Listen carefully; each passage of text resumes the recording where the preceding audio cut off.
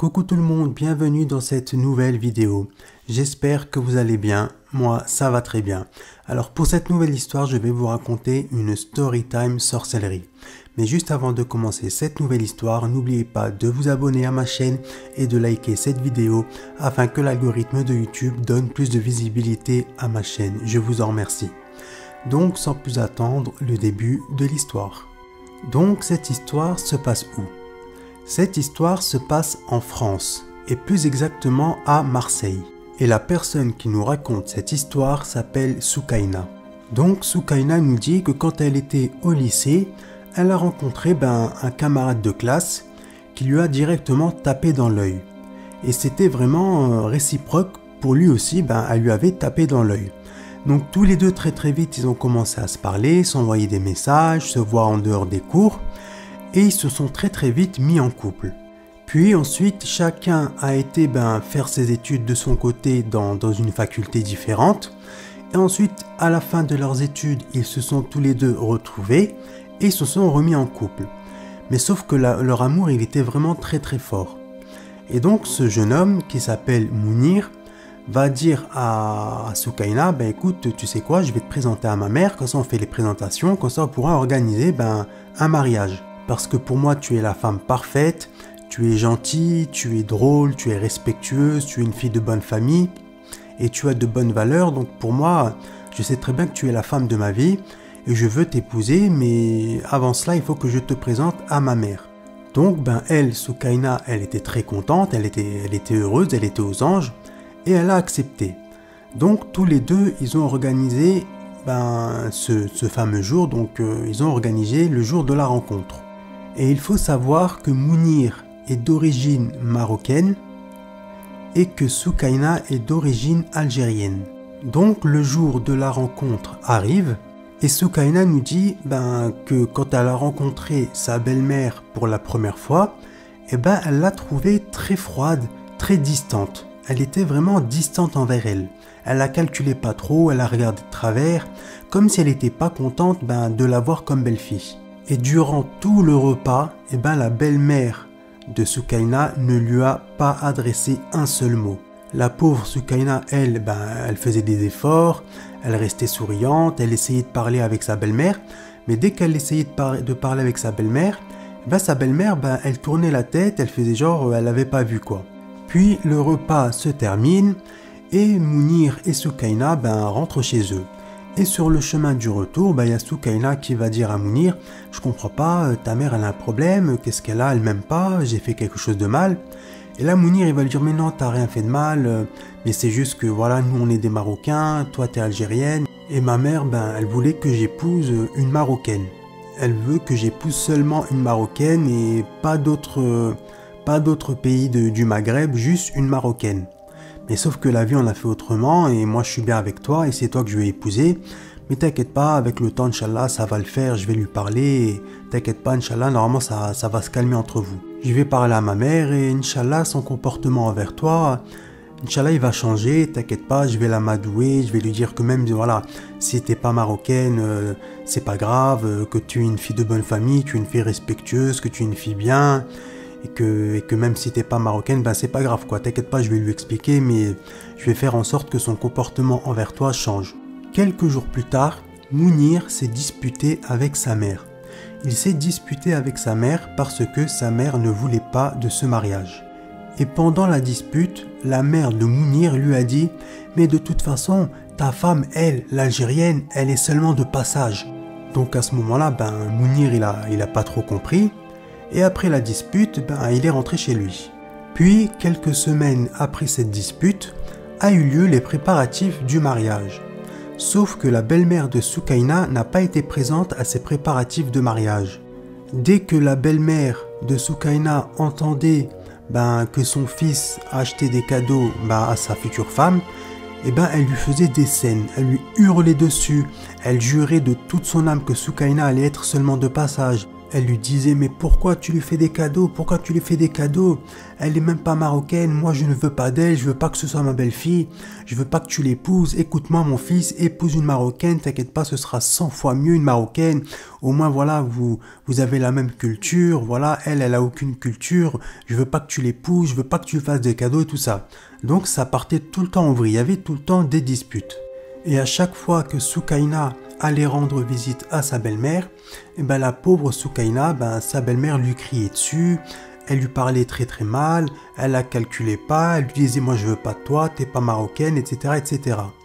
Mais heureusement pour Soukaina, Mounir il était là pour la défendre et pour prendre tout le temps sa défense. Puis quelques semaines plus tard a eu lieu le mariage. Soukaina nous dit que voilà c'était un très très beau mariage, voilà il y avait tous les invités, tout le monde était content. À une exception près, sa belle-mère. Sa belle-mère ne l'a pas calculé de toute la soirée. Soukaina, elle a essayé de prendre sa belle-mère par les bras pour danser avec elle, mais sauf que sa belle-mère, elle lui disait ne me touche pas, moi je veux pas danser, je veux rester assise et j'ai juste envie de partir. Et donc pendant toute la soirée, la belle-mère de Soukaina, elle était assise sur une chaise au loin et elle tirait la tronche, elle faisait la gueule, elle calculait personne, elle avait juste envie de partir. Mais malgré tout ça, le mariage était très réussi et Soukaina et Mounir ont eu un très très beau mariage. Même pendant les photos, sur les photos, la mère de Mounir faisait des photos avec Mounir, donc avec son fils. Mais quand Soukaina lui disait venez on fait une photo ensemble ou on fait une photo tous les trois, elle refusait. Elle faisait seulement des photos avec son fils, mais pas avec Soukaina. Vraiment, elle détestait Soukaina. Alors que Soukaina, elle, la pauvre, elle n'a jamais rien fait. Elle n'a jamais manqué de respect à sa belle-mère. Elle a toujours été respectueuse avec sa belle-mère, toujours été très très gentille, souriante. Elle a toujours été... elle a tout fait pour être la belle-fille parfaite, quoi. Mais malheureusement, sa belle-mère ne l'entendait pas de cette oreille-là. Et sa belle-mère détestait sa belle-fille. Et elle voulait vraiment une Marocaine. Elle voulait vraiment que son fils épouse une Marocaine. Et c'est complètement débile, hein, mais bon. Mais du coup, voilà, elle voulait que son fils épouse une Marocaine. Et du coup, elle avait la haine contre Soukaina. Alors que Soukaina, la pauvre, elle n'a rien fait. Et donc, à la fin du mariage, la belle-mère de Soukaina, elle lui a même pas dit au revoir. Elle l'a même pas félicité. Elle a juste été voir son fils. Elle lui a dit au revoir. Et elle est partie. Il faut savoir aussi que Mounir ne pouvait même pas compter sur le soutien de son père parce que le pauvre son père, Allah yarhamou, il était décédé. Mounir a seulement une sœur, une grande sœur, mais sauf que sa grande sœur, elle était du côté de sa mère. Pour elle, c'était la même chose, elle voulait que son frère épouse une Marocaine, et du coup, sa sœur était avec sa mère, quoi. Donc du coup, il pouvait même pas avoir le soutien de sa sœur. Donc le pauvre mesquine, il avait le soutien de personne. Et donc, c'est après la fin de ce mariage que tout va commencer. Mounir et Soukaina ont pris un appartement à 2 heures de chez la mère de Mounir parce que voilà, Mounir il voulait pas habiter près de chez sa mère parce qu'il voulait pas devoir aller lui rendre visite tout le temps parce que voilà, il était tout le temps en conflit avec elle parce que sa mère ne supportait pas qu'il se soit marié avec une Algérienne. Donc du coup, lui, pour éviter toute histoire, il a préféré déménager un peu plus loin, donc à 2 heures de chez sa mère. Et donc, après le mariage, Mounir et Soukaina sont allés en lune de miel. Tout s'est très très bien passé. Ils ont été à Bali. Ils ont eu vraiment une très très belle lune de miel.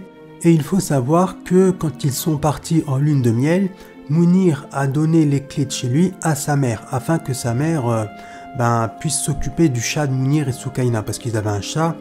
Il ne pouvait pas le laisser seul, donc du coup, il a laissé un double des clés à sa mère, et sa mère venait régulièrement à l'appartement de Mounir et de Soukaina pour s'occuper du chat, lui donner à manger, etc., etc. Et donc, en rentrant de cette lune de miel, Mounir et Soukaina vont voir que leur appartement n'était plus comme avant. Tout était un peu en désordre, tout n'était pas à sa place, tout avait changé de place. C'était plus le même appartement tel qu'il avait laissé, quoi. Et donc Soukaina, elle a dit à son mari mais c'est bizarre, ça c'était pas à la place là, ça c'était pas à telle place, mais ça c'était ici, ça c'était pas comme ça. Et du coup Mounir il lui a dit écoute, peut-être que ma mère elle a fait le ménage pendant qu'on n'était pas là. t'inquiète pas, c'est pas grave, je pense que ma mère elle a dû faire le ménage, c'est pour ça qu'il y a des choses qui ont changé de place, mais t'inquiète pas, c'est rien. Ensuite, à leur retour de lune de miel, c'est là que tout va commencer. Ils vont commencer à se disputer tous les jours. Tous les jours, Mounir et Soukaina vont se disputer. Mais ça va pas être des petites disputes, hein. Ça va être vraiment de grosses disputes. Alors que Soukaina et Mounir, ils ne s'étaient jamais disputés en plusieurs années. Depuis qu'ils se fréquentaient depuis le lycée jusqu'à la lune de miel, ils ne s'étaient jamais disputés, pas une seule dispute. Et là, dès qu'ils sont rentrés dans leur appartement donc de lune de miel, ils ont commencé à se disputer tous les jours. Et donc, à force de se disputer, Soukaina, elle a commencé à s'éloigner de son mari petit à petit. Elle a même commencé à s'éloigner de la religion, elle faisait de moins en moins la prière, elle restait toute seule dans sa chambre, elle était un peu isolée quoi.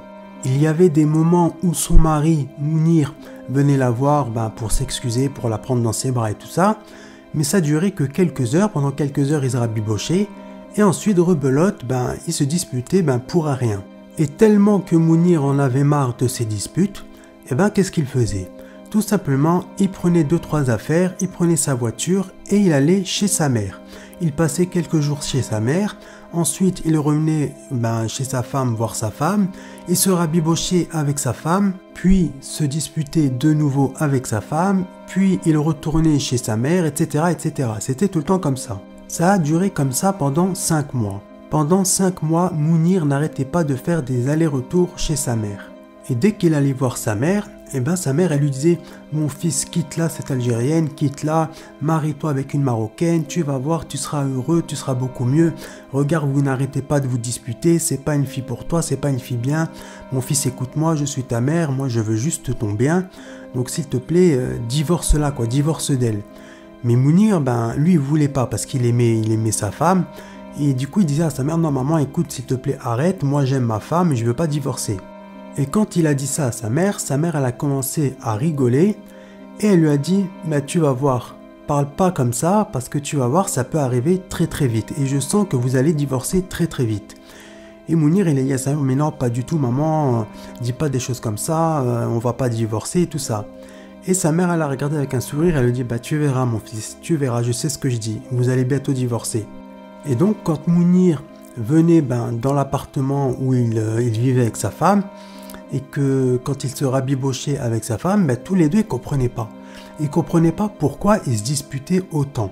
Mounir, il venait donc avec un cadeau, il le donnait à sa femme, il s'excusait, il lui disait « Mais je sais pas ce qui nous arrive, pourquoi on se dispute pour des bourroutis comme ça?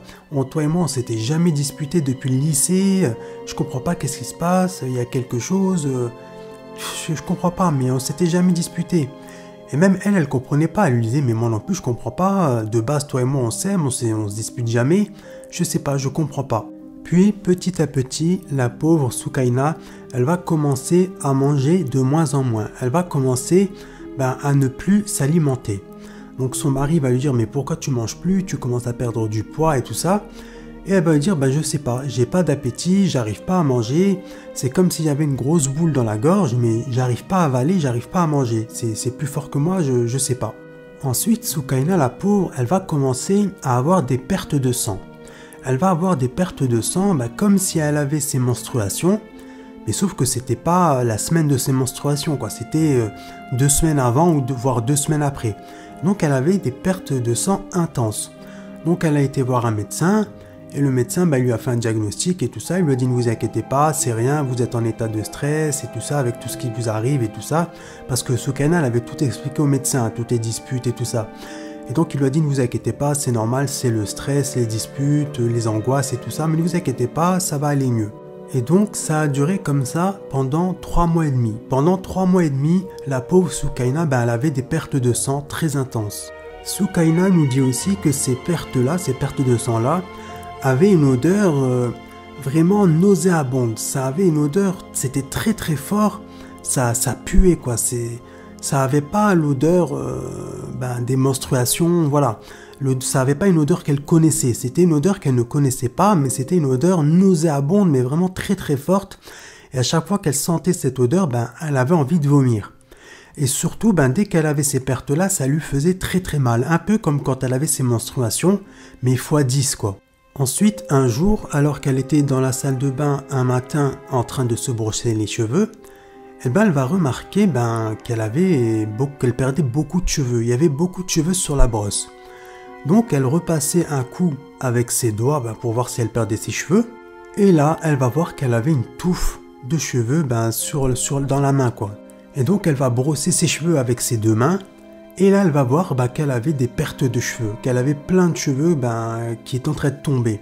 Donc du coup, ça l'a inquiétée, mais pas plus que ça. Elle s'est dit, bon, ça se trouve, voilà, c'est le stress. Comme le médecin m'a dit, c'est le stress, mais ça va passer, Inch'Allah. Donc ce qu'elle a fait, c'est qu'elle a été à la pharmacie et elle a acheté, vous savez, les compléments alimentaires pour la pousse des cheveux, la fortification des cheveux, la croissance des cheveux, etc., etc. Elle a acheté ça. Sauf que quelques semaines et quelques mois plus tard, ça n'avait pas fonctionné. C'était toujours pareil. Elle perdait de plus en plus de cheveux. Si bien même qu'elle avait un trou sur le côté droit des cheveux, sur le haut des cheveux, de la tête, pardon. Le côté droit, donc en haut, elle avait un gros trou. Donc du coup, ce qu'elle faisait pour camoufler ce trou, elle se faisait des queues de cheval. Elle se faisait des queues de cheval pour camoufler ce trou. Elle n'avait pas le choix. 6 mois après, Soukaina va tomber enceinte. Elle va tomber enceinte. Même elle était choquée. Elle s'est dit, mais c'est pas possible dans l'état dans lequel je suis. Je m'alimente plus. J'ai perdu beaucoup de poids. Je perds mes cheveux. J'ai des pertes de sang. Je suis très très faible. Je suis affaibli. Comment que ça se fait que je sois tombée enceinte quoi? Et donc elle va faire une prise de sang pour être sûre et certaine qu'elle soit bien tombée enceinte. Et oui, elle était bel et bien enceinte. Donc du coup, Soukaina et son mari Mounir vont appeler sa belle-mère, donc la mère de Mounir, pour lui annoncer la nouvelle.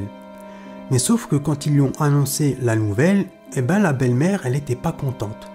Elle n'était pas contente et elle a dit, moi je veux pas de ce petit garçon ou de cette petite fille, moi je ne veux pas de cet enfant, mieux vaut avorter parce que de toute façon je sais très bien que vous allez divorcer dans pas longtemps, c'est sûr, à chaque fois vous vous disputez tout le temps, votre couple va très très mal, donc ça sert à rien d'avoir un enfant, moi je suis contre, je suis pas du tout contente. Et elle a raccroché. Quelques semaines plus tard, la pauvre Soukaina, avec le stress et tout ça, elle a fait une fausse couche. 1 an plus tard, l'état de Soukaina, la pauvre, se dégradait de plus en plus. Elle perdait de plus en plus de poids, de plus en plus de cheveux. Elle était vraiment amaigrie, elle avait beaucoup de cernes, ses joues étaient creusées, vraiment c'était plus la même, c'était vraiment l'ombre d'elle-même. Et donc, 1 an plus tard, elle est tombée enceinte de nouveau. Malgré son état, elle est de nouveau tombée enceinte. Mais sauf que quelques semaines plus tard, rebelote, elle va perdre cet enfant. Et là, à la perte de cet enfant, de ce deuxième enfant, Soukaina, elle va faire une dépression. Elle va faire une grave dépression et elle ne va plus sortir de chez elle. Elle va même arrêter totalement et complètement la prière. Elle va faire une dépression qui va durer 7 mois. Pendant 7 mois, elle ne voulait plus voir son mari. Elle ne voulait plus lui parler. Elle ne pouvait plus l'encadrer, quoi. Il fallait qu'elle reste seule et tout ça. Donc son mari, il comprenait la situation, donc il faisait en sorte de lui laisser son espace, quoi. Et donc, ça a duré comme ça pendant 7 mois. Un soir, alors que Mounir était en train de dormir dans le lit à côté de sa femme, il va se réveiller en sursaut. Pourquoi? Tout simplement parce que sa femme, elle était en train de crier et de se taper la tête contre le mur. Elle se tapait la tête fort contre le mur, si bien qu'elle avait du sang et qu'elle avait des plaies sur le front. Donc son mari, il a essayé de la calmer, il a allumé la lumière, il lui a dit « Calme-toi chérie, calme-toi, qu'est-ce qui se passe? Qu'est-ce qui se passe? Qu'est-ce qui se passe ma chérie? Dis-moi, qu'est-ce qui se passe ?» Et elle criait « Je veux mourir, laisse-moi, je veux mourir. » Et en même temps, elle se tapait la tête contre les murs. Donc il a essayé de la calmer, mais il n'a pas réussi. Il lui a fallu 25 minutes afin de réussir à la calmer petit à petit. Donc il lui a fallu 25 minutes et aussi des récitations du Coran. Donc il a mis du Coran sur son téléphone et il a essayé de la calmer, de la retenir, de la contenir avec ses bras, quoi. Et ce n'est qu'au bout de 25-30 minutes qu'elle a enfin, petit à petit, elle a commencé à se calmer. Et donc quand elle s'est calmée, il lui a dit « Qu'est-ce qui se passe? Pourquoi t'as fait ça chérie? Pourquoi t'as fait ça ?» Elle lui a dit « Laisse-moi, ne me touche pas ». Elle s'est mise sous la couverture et elle s'est endormie. Comme ça, normal, comme si rien ne s'était passé. Le lendemain, donc quand le couple s'est réveillé, Mounir va dire à sa femme alors ça va mieux et tout ça, qu'est-ce qui t'est arrivé et tout ça. Et là elle va le regarder, elle va lui dire mais comment ça, qu'est-ce qui m'est arrivé? Il va dire bah hier soir tu t'es tapé la tête contre le mur, regarde ton front, t'as encore du sang qui est sec et tout ça, t'as des égratignures, t'as une plaie et tout ça. Et là donc Sukaina va se lever, elle va aller dans le miroir qu'il y a sur son armoire, elle va voir son front qui était dans un état pas possible. Elle va commencer à crier, elle va dire c'est quoi ça, c'est quoi, qu'est-ce qui s'est passé, qu'est-ce qui s'est passé? Et là Mounir il va lui expliquer tout ce qui s'était passé donc la veille au soir. Et la pauvre Sukaina, elle était choquée. Elle était choquée d'entendre ce que son mari était en train de lui dire parce qu'elle se souvenait de rien du tout. Donc elle s'est dit, ça se trouve, j'ai fait une crise de somnambulisme. Donc elle s'est dit, c'est ce que j'ai fait quoi. Et donc ce que Mounir a fait, c'est qu'il a soigné le front de sa femme. Il l'a emmenée à l'hôpital parce qu'elle avait besoin de points de suture. Donc ils lui ont fait des points de suture et ensuite elle est rentrée chez elle quoi. Ensuite, quand ils sont rentrés chez eux, Mounir, il a été pris d'affection envers sa femme, donc il a pris sa femme dans ses bras, il lui a fait un bisou sur la joue. Mais sauf que sa femme, Sukaina, elle l'a repoussé, elle lui a dit ne me touche pas, je veux pas que tu me touches, tu me dégoûtes et tout ça. Et donc c'est parti en dispute, et donc les deux se sont disputés, si bien que Mounir, encore une fois, a pris ses clés et est parti chez sa mère. Puis un jour, Sukaina, elle avait des nausées, elle avait de fortes nausées. Et là, à ce moment-là, elle s'est dit, oh non, j'espère que je suis pas enceinte et tout ça, parce que là, c'est pas le moment. Et donc, elle est partie vomir. Et ce qu'elle a vomi dans les toilettes, elle a vomi de la mousse blanche, vous savez, de l'écume blanche. C'était blanc, mais blanc, pas un blanc comme nous on connaît, quoi. C'était vraiment un blanc très très très spécial. Et à l'intérieur, il y avait des cheveux noirs, comme les siens. C'était vraiment les mêmes cheveux qu'elle, des cheveux noirs. Il y avait des cheveux noirs à l'intérieur de ces écumes-là. Et plus elle vomissait, et plus il y avait des cheveux. Plus il y avait des cheveux. C'était vraiment de la mousse blanche, de l'écume blanche comme ça. Et donc, à ce moment-là, elle a appelé directement sa mère. Elle lui a tout expliqué. Et sa mère lui a dit, non, mais là, ma fille, je crois qu'on t'a fait de la sorcellerie. Tous les symptômes que tu as, tout ce que tu as, la malchance, tout ce que tu as, je pense que c'est de la sorcellerie. Donc il faut qu'on appelle un imam. Donc au début, Sukaina, elle va refuser. Elle va dire non, moi je veux pas, j'en suis sûr c'est pas de la sorcellerie, je veux pas voir d'imam et tout ça. Mais sa mère, la pauvre, elle va tellement insister. Elle va dire mais c'est rien, t'inquiète pas, c'est juste un imam, c'est un homme de Dieu et tout ça. T'inquiète pas, c'est rien, voilà, il va pas te faire de mal et tout ça. Donc du coup, elle a fini par accepter. Et puis, quelques jours plus tard, l'imam est arrivé chez Sukaina. Sauf que ce jour-là, Mounir n'était pas là, il était toujours chez sa mère. Donc l'imam arrive, s'installe sur le canapé, il y avait la mère donc, de Sukaina qui était là et Sukaina. Et là, d'un seul coup, donc l'imam va commencer à parler avec Sukaina. Il va à peine commencer à lui parler que directement, Sukaina, elle va commencer à hurler, elle va commencer à crier, à être hystérique la pauvre. Elle va commencer à se jeter par terre, à se rouler par terre et tout ça. Donc l'imam, il a dû la porter, la contenir, la mettre sur le canapé. Et c'est là qu'il a commencé à lui faire nolokia. Il a commencé à réciter les paroles du livre saint. Il a commencé à réciter. Et au bout de 10 minutes, le djinn, a'oudou billah, il va se manifester. Donc le djinn va commencer à se manifester, il va commencer à hurler. Il va demander à l'imam de le laisser tranquille et d'arrêter de le brûler. Mais l'imam va lui dire « Donne-moi ton nom, dis-moi qui tu es et pourquoi tu es dans son corps. » Sauf que le djinn, lui, il va refuser. Il va pas accepter. Il va lui dire « Si j'accepte de te dire qui je suis et pourquoi on m'a envoyé et tout ça, je risque de mourir. Donc non, c'est clair, je veux pas, je reste dans son corps. » Et l'imam, il va dire « Sors de son corps, elle t'a rien fait, c'est une jeune fille qui est innocente, elle t'a rien fait, laisse-la tranquille, sors de son corps. » Mais le djinn, il va dire « Je ne sortirai pas de son corps parce qu'autrement, je vais mourir, quoi. » Et donc l'imam, il va réciter. Le djinn, il va hurler.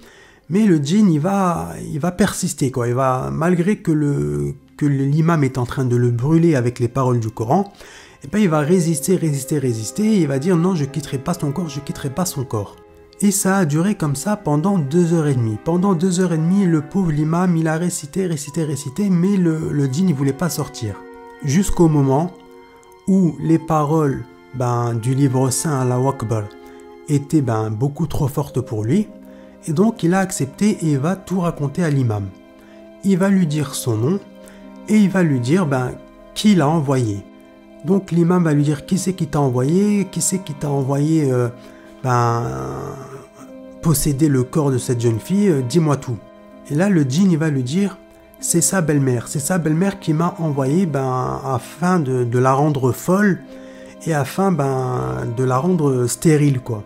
Je suis dans son corps pour pas qu'elle n'ait d'enfant et je suis dans son corps pour la rendre folle quoi, pour la rendre folle et pour qu'elle perde tous ses moyens quoi. Et donc l'imam va lui dire c'est sa belle-mère qui t'a envoyé. Et là le djinn il va dire oui c'est sa belle-mère qui m'a envoyé, c'est elle, parce qu'elle l'aime pas et tout ça, elle m'a envoyé pour la rendre folle et pour la rendre stérile. Voilà c'est tout ce que je sais, maintenant s'il te plaît laisse-moi tranquille, arrête de réciter. Et donc l'imam va lui dire d'accord j'arrête de réciter mais tu vas quitter son corps. Le djinn va refuser. L'imam va dire tu vas quitter son corps sinon je te brûle. Le djinn va refuser. Donc l'imam va commencer à réciter de nouveau. Le djinn va hurler et ensuite il va lui dire d'accord je vais quitter son corps. Donc au bout de 15 minutes, le djinn a enfin quitté le corps de Soukaina. Quelques minutes plus tard, la pauvre Soukaina, elle s'est réveillée et elle était dans un autre monde quoi. Elle savait pas où elle était quoi, elle savait pas ce qui s'était passé. Et à peine elle s'est réveillée, pouf, elle s'est évanouie de nouveau. Donc l'imam il a demandé un verre d'eau à la mère de Soukaina, il lui a versé de l'eau sur le visage, il lui a mis quelques tapes sur la joue, et ce n'est que quelques minutes plus tard que Soukaina s'est réveillée. Et donc elle a demandé directement, la première chose qu'elle a demandé c'est qu'est-ce qui s'est passé. Et donc l'imam va tout lui expliquer, il va lui expliquer tout ce qui s'était passé, qu'on lui avait fait de la sorcellerie, tout. Et là Soukaina la pauvre, elle va être choquée. Elle va être choquée d'apprendre tout ce qu'elle venait d'apprendre de la part de l'imam. Elle était choquée. Elle était choquée. Et la première chose, elle s'est dite, je vais appeler ma belle-mère, je vais l'insulter.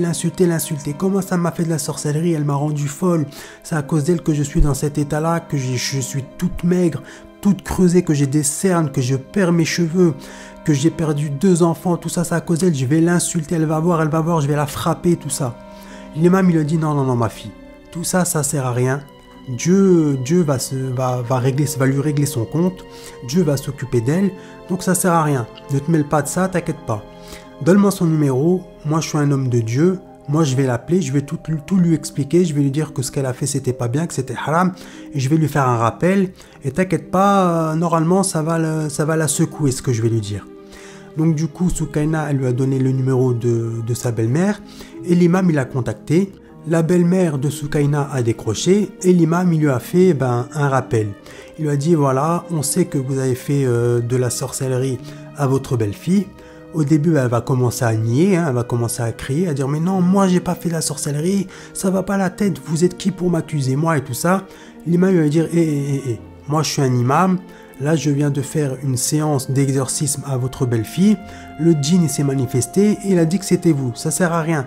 Vous l'avez fait de la sorcellerie afin que le djinn la possède pour qu'elle n'ait pas d'enfant et pour qu'elle soit folle. Et là, la belle-mère, elle a arrêté de parler. Elle savait plus quoi dire. Et là, l'imam, il va lui dire, donc ça sert à rien.